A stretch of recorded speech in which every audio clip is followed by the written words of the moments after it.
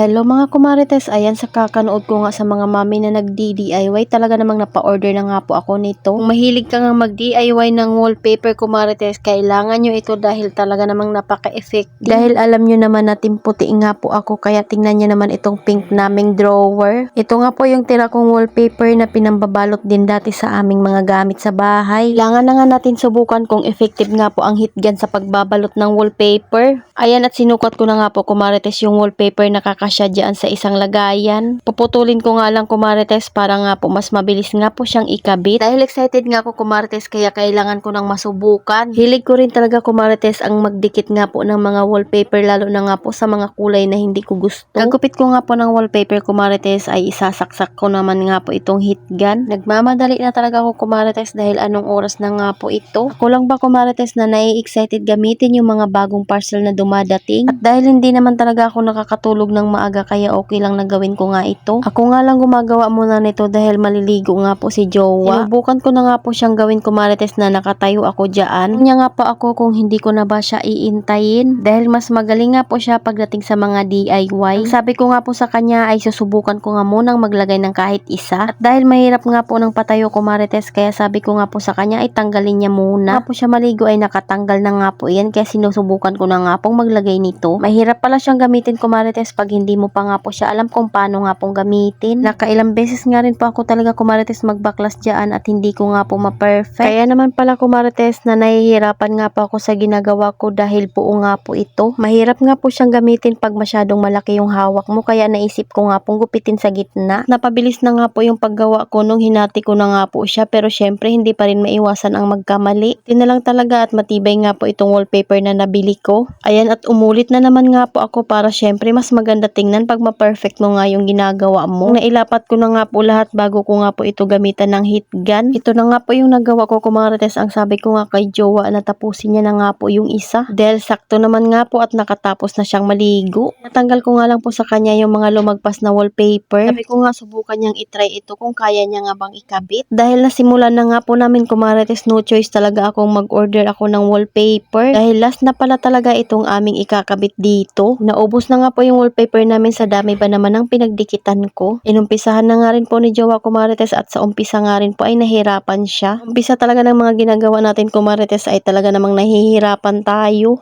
Pero okay lang yun dahil kasama nga po yan sa buhay. Magkamali nga po ng paulit-ulit pero hanggang sa ma-perfect mo na yung mga ginagawa mo. Ayan, at kinabit niya nga rin po muna bago nga po niya i-heat gun. Sabi nga niya kumarites na napakaganda nga daw po nito gamitin. Isa nga po ito sa mga chinek out ko na aprobado niya at panigurado marami nga kaming madidikitan ng wallpaper. Order na naman nga po ako ng wallpaper kumarites dahil hindi nga po natapos namin ito. Isang pinto nga lang po yung nalagyan namin dahil ubos na nga po yung aming wallpaper. Ito nga po yung pinaka-itsura niya at kulay pink nga po ito at hindi ko naman gusto yung kulay. At ito na nga po kumarites yung nalagyan na siya ng wallpaper na kulay puti. Tignan nyo naman kung gaano kaganda yung pagkakalapat ng wallpaper nung ginamitan nga po ng heat gun. Ayan, at naubusan na nga po ako ng wallpaper kumarites. Abangan nyo nga kumarites pag dumating nga po yung aming wallpaper na order dahil yung sa pinakagitna nga po niyan ay lalagyan ko rin iyan. Salamat sa panonood. Follow for more. God bless us.